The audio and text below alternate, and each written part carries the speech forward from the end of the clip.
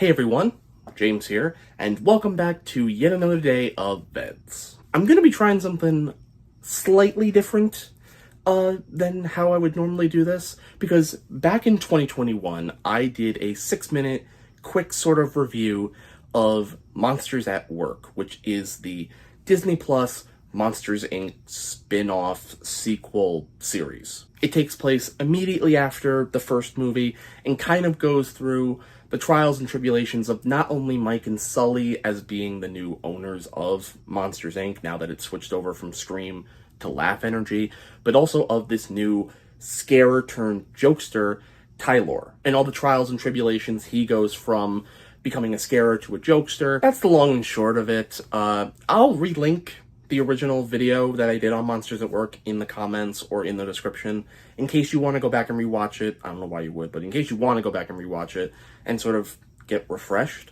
But what I'm going to be doing today is something different, but also not very different. It's kind of, in my head, a variation of I Just Watched, where I Just Watched is mainly for movies. I haven't really ever done it for a TV show. So what I'm going to do today is I'm going to rewatch all 10 episodes, I think, of Season 2 of Monsters at Work. And after every episode, I am going to give quick thoughts on it. Did I like it? Did I not? Any other things I wanted to say? And at the end, after episode 10, or during episode 10, I'll also do like a traditional I Just Watched and sort of give my thoughts on the series as a whole. I will admit this video is completely experimental. I may never do something like it again. It's going to depend on what you guys say in the comments section down below.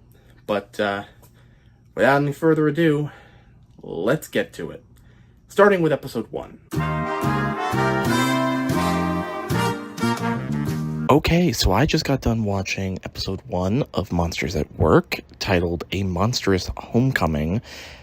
And yeah, I would say it was a monstrous homecoming in more ways than one, because it seems like this season is going to be leaning kind of heavily on the sequel. Ironically, for being season 2 of a Monsters property, it's going with the sequel, leaning heavily on Monsters University. In fact, we go to Monsters University in this episode, and I was watching it and wondering how exactly they even did this. I would assume they got the files, maybe, of Monsters University, like the backgrounds and stuff.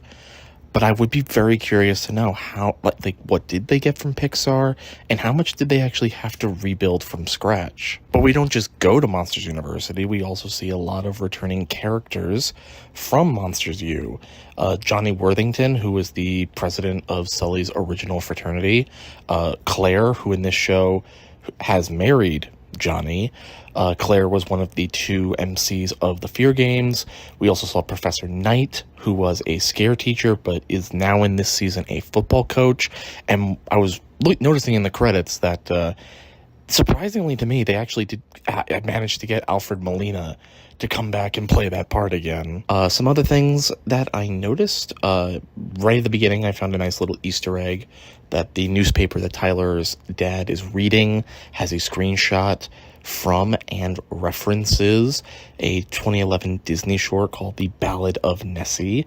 And I also could be wrong on this, but I believe Tyler's dad is also voiced by John Ratzenberger, and if that's true, that means he voices 2 characters in the Monsters universe. Another thing I noticed related to Monsters University is Sully is kind of rewriting history here, because towards the end of the episode, when they notice Sully and Mike are watching the game that Tyler's at on TV, they notice Johnny Worthington is there, and Mike makes some offhand comment about how he beat him in the Fear Games, and Sully's like, you mean the Fear Games that we cheated in? No, Sully, Mike didn't cheat, you did that, that was not Mike and Sully, that was a Sully thing, so, let's not rewrite history there, pal. And arguably one of the funniest moments in the episode for me was towards the beginning, when, as Tyler goes into this one kid's room to try to get laugh power out of him, it kind of turns into almost like a therapy session for Tyler, And the kid is completely disinterested. He's looking at his clock and it's like, yeah, that's really great, Tyler. But, I got a really big coloring book. I'm sick. I got a big coloring book to work on. I don't know. Just the way they animated this kid's complete disinterest in what is going on. It got a chuckle out of me. Another thing I will say, one final thing I will say, is at the end, the ending sort of tag for the episode is that, Tyler accidentally mixes laugh and scream energy, and it kind of mutates, which, yeah, okay. I kind of already know where that's going to go. And also, one final thing I almost forgot to mention. There was no ending bit with Mike. No ending bit with Mike Wazowski. That was a thing in season 1 where a lot of the episodes had like a little sort of 2 to 3 minute bit with Mike Wazowski. That's not here this time. I'm fine with that because those bits with Mike were kind of just redundant. You didn't need them. I wonder if they're going to be replaced because right at the tail end of the credits, Tyler's mom comes back with a joke. So I do wonder if that's maybe replacing it. But again, we won't know. So, all right, on to episode 2. And we're back. Okay, so I just got done watching episode 2, The Creep Show. Where being a creep is a good thing. And I'm honestly kind of surprised, considering those were both, according to Disney Plus, 26 minutes long. This one flowed a lot quicker than the first episode did, and I don't know exactly why that is. I don't have as much to say about this one as I did about the first episode. Just some couple of things that I did notice. Starting off with, I do remember one of the criticism I had of season 1 when it came down to like the voice acting was you could really tell John Goodman's age whenever he was performing as Sully in season 1. That seems to be completely fixed. I don't know if they're editing his voice, maybe pitching it up a little more. I don't know if just whoever was the voice director this time around was able to really get the performance out of him, but he's doing a lot better. So is Billy Crystal, I would add. They're doing a lot better this season in how they are actually performing as Mike and Sully. A funny thing that I noticed is that towards the end of the episode, when Tyler is trying to get rid of the laugh and scream canister that's about to blow up, running around basically Comic-Con to get rid of it, it did remind me a lot of the Batman 66 movie with Batman trying to get rid of the bomb on the dock. I was kind of waiting for somebody to make that reference of some days you just can't get rid of a bomb, One final thing that I noticed, and this is arguably the biggest thing that I noticed, and I actually really like, is I really like how this season is kind of adding to the mythos that wasn't really in the end of the first Monsters, Inc. movie, which is the idea that switching from scream to laugh power wasn't actually universally accepted at first. Like the movie would kind of have you believe that sometimes, even though an alternative energy may be even more powerful than what you currently have, there are certain forces out there who don't want to stray too far from the status quo. But yeah, it's pretty much all I have to say about episode 2. I am kind of liking the season so far. I think I'm liking it more than season 1. But again, we still have Johnny Worthington kind of giving off bad guy vibes. Again, we'll have to wait and see if that actually does happen. But yeah, for now, let's move on to episode 3. Okay, not much to say about that one. Didn't care for that one as much as the second episode, or even the first episode. That's probably my least favorite of the season so far, mainly because we're tied down to one location, which is this restaurant, and I just don't think it was visually interesting enough. So I don't have a lot to say about it.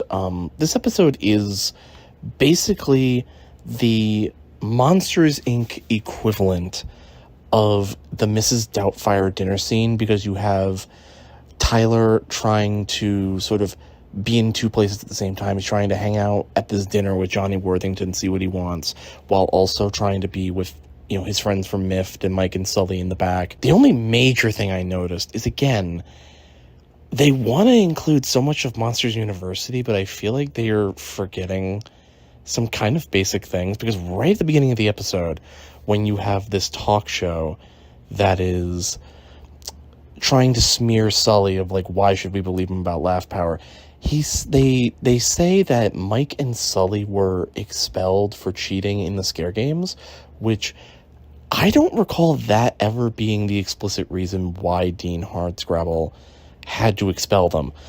I always thought it was because of the cabin door incident, but again, maybe I'm misremembering. I don't think I am, because I did watch Monsters University recently. So, I don't know. It's weird how they're kind of trying to include Monsters University, but they're kind of messing up some basic parts about it. I don't know. But, yeah, again, not my favorite episode, but hopefully they can pick up again in episode 4. So, yeah.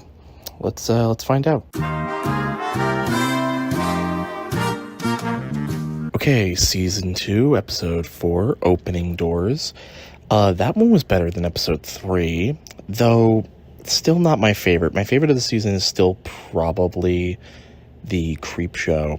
But yeah, in this one, Tyler skips out on his shift on the laugh floor to return the playing card that Johnny left at the restaurant in the previous episode, which ends up turning into him getting a tour of Fierco. And yeah, you can kind of tell at this point, who's probably the villain. I'm going to assume it's going to be Johnny, because he's just trying to take Tyler away from Monsters, Inc. to get back at Mike and Sully. You can kind of tell that's where it's going, but again, given the target demographic of the show, that doesn't really surprise me.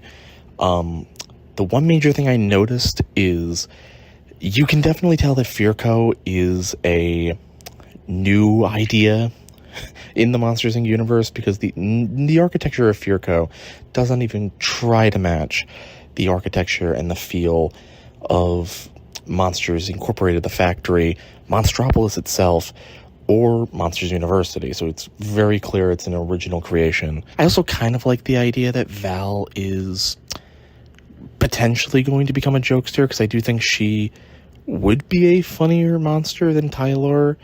Granted, I don't know how she necessarily filled the canister, because it really just seemed like she made friends with the kids, as opposed to just making them laugh. I don't know, but yeah, still, overall, good episode. Interested to see, as we approach the halfway season, point, next episode. You can kind of see the threads they're dangling to make way for the rest of the season. But, yeah, so let's check out episode 5. Alright, episode 5. This is the last one I'm watching in this block. I'm going to watch the other 5 tomorrow, which will be in the same thing for you, but for me it'll be a day. One of the things I noticed immediately is the Terry and Terry from Monsters U shout out as the bobblehead, and how they became apparently like one of the top 5 scarers, which is kind of crazy to think about if you've seen Monsters U. Another thing, Marilyn, who is voiced by Jennifer Coolidge, I don't know, for me she kind of just looks like a female Vlad Vladikov from Horton Hears a Who. Maybe it's just me. Let me know if you see that as well. I liked the shout out at the end to the leg lamp from A Christmas Story. But perhaps the biggest thing I noticed is that perhaps my most hated character in the first season was Duncan. Mainly because I thought he was just so one-dimensional, not funny. He is far less annoying this season. In this particular episode, I liked how all of his stuff is in black and white to go with the noir motif of his sort of B-plot. And I kind of get giggles out of how he was just completely swoon with Tyler's grandma and had his heart broken, as he said at the end of the episode. So that was a good episode. I like how they're kind of setting up that Tyler's joining a Fearco. It might be more for his family's sake as opposed to his own. It'll be interesting to see if that's the route they choose to go. I like this episode. It's probably number 3, I would say, in terms of this first block of 5. It's probably number 3. But, yeah, so that's all I'm watching right now. But again, for you, you're going to see my thoughts on episode 6. So anyway, let's see what I thought about episode 6. Okay, episode 6, Field of Screams. It is a baseball episode, or I guess softball in this case, which sports aren't anything that new for Mike and Sully. Don't worry about it. I know this guy. Played Little League with him. He's got strikeout written all over his knees. All ready for the big game, Mikey? I'm all set. I'm all pumped up. Look at this. Check this out. Oh, that looks great. You can put your arms down now. Okay. Who are we? We're number 1! And why is that? Because we get the job done! That's right. Now let's get out there and let's go. Are you ready for some football? Yeah! And honestly, as a fan of baseball, I actually do kind of like this episode. But I could imagine if you're not really into sports or baseball, like, you might not like this one as much. First things first, yes, it is very obvious that the motivation they are going to use for Tyler is going to be him needing the money for his family. You see that basically within the first 30 seconds during the dream sequence. Some funny things that I noticed was that, number 1 was they played crowd sounds, yet they didn't have a crowd. Like, it sounded like a lot more people than just the players. It's just something odd. But another thing was, oh my god, what has Chet done before? For context, this is the clip. Good game, coach. What? Oh, no. Not again, Chet.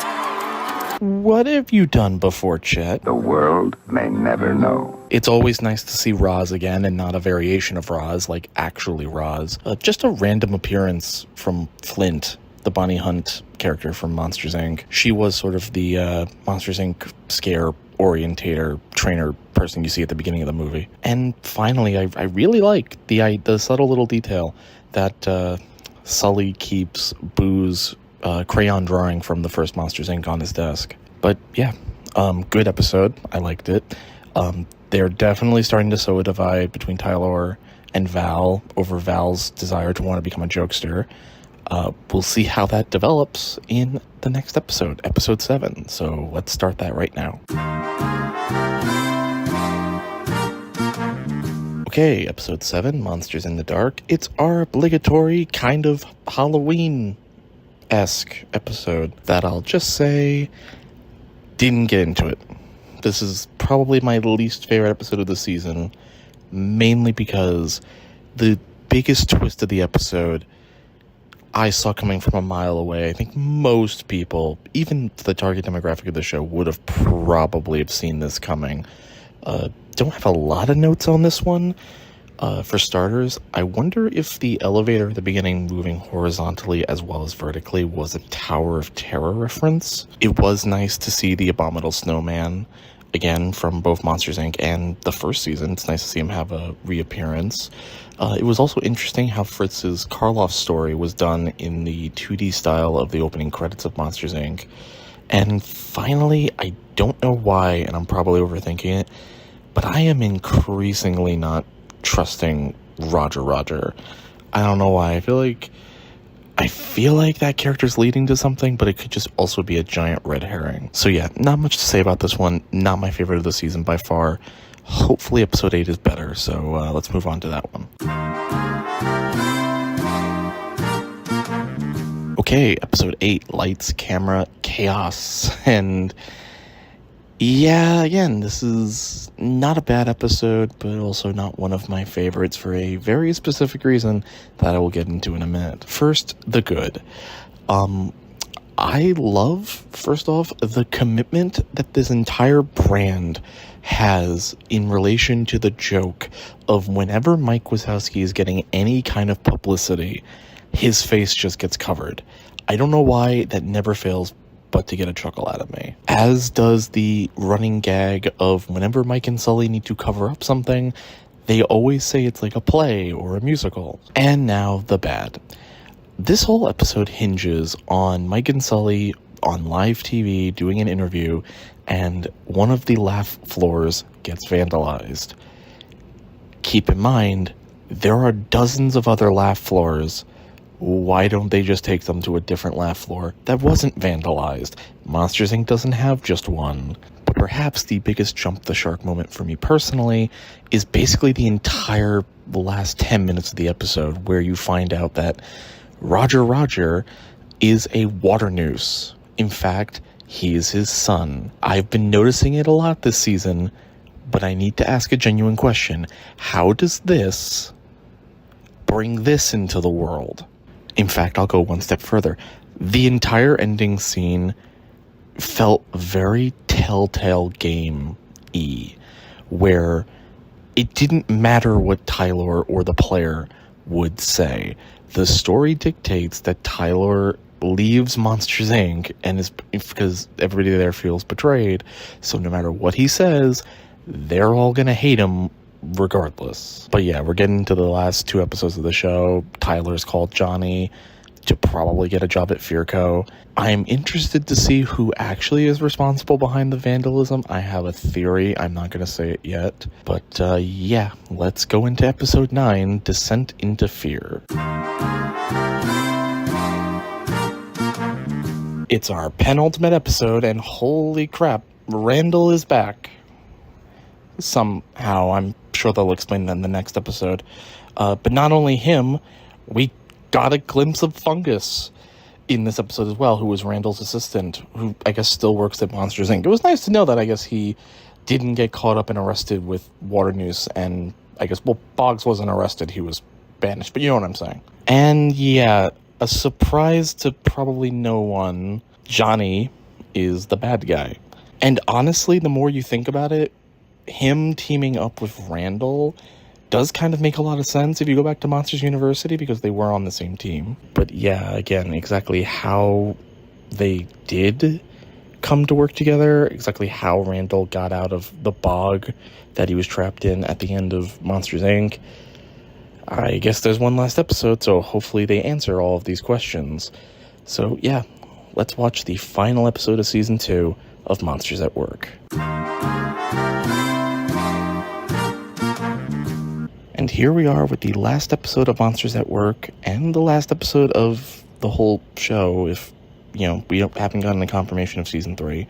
So I want to start off by talking about what my thoughts are on the episode, and then I'll talk about the season as a whole.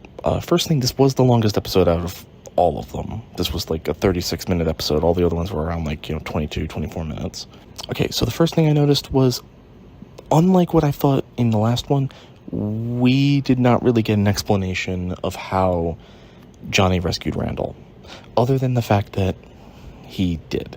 We don't know how he knew where to go. We don't know how he even knew Randall was gone. It's just sort of completely glossed over. One weird thing I noticed was, despite Roz appearing in the baseball episode wearing a CDA sweater, just like she did at the end of the original Monsters Inc., CDA is not here. Now it's Merc. I don't know what the reason for that is. I don't know what happened to the CDA. It basically is the same thing as the CDA, just not the CDA. Number 3, Henry Winkler's Fritz character was definitely in his Fonz era, as he assumed the persona of Frankie Rigatoni.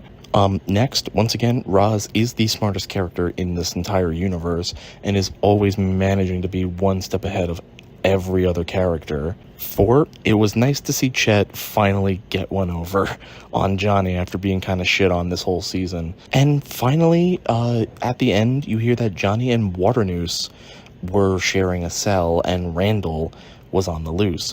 I wonder if those were things that they were dangling to potentially go somewhere in a Season 3, but again, we haven't gotten a confirmation for a Season 3, so who actually knows if that's actually going to go anywhere. And now for my final thoughts about the series as a whole, or the season as a whole. This season, in my opinion, was a vast improvement over Season 1. I think it told a much more interesting story. I think it told a much more compelling story. I think it had a lot more references and connective tissue to not only Monsters Inc., but also Monsters University. Characters like Declan, who I thought were annoying in Season 1, vastly improved this season. He was not nearly as annoying. I think the season may have been 2 episodes too long. Like, there's definitely an episode or two. Like, we didn't really need the Halloween episode. That really didn't need to be here. Maybe the other one is probably the stoop sale episode, although I did kind of like some elements of that. I'm sure there's another episode in here that you could have gotten rid of. Possibly the dinner episode, number 3, setting the table. Yeah, that one you probably could have cut for sure. But overall, if you are a Monsters, Inc. fan, I would definitely say watch season 2. I don't think you need to see season 1 all that much.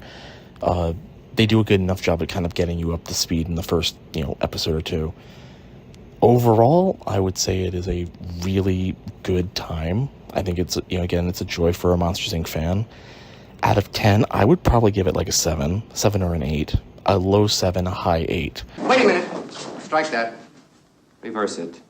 Thank you. Actually, wait, no, strike that, reverse it. A high 7, a low 8. But yeah, if you've seen Monsters at Work, let me know what you think about it in the comments. And until tomorrow, guys, gals, and my fellow VEDS-ies, I will see you tomorrow. 2021 is gone. 2022 is in view. 3 more videos are what I need from you. EJ keeps on editing while RJ expects nothing, unaware of EJ's part in the evil CJ's cunning.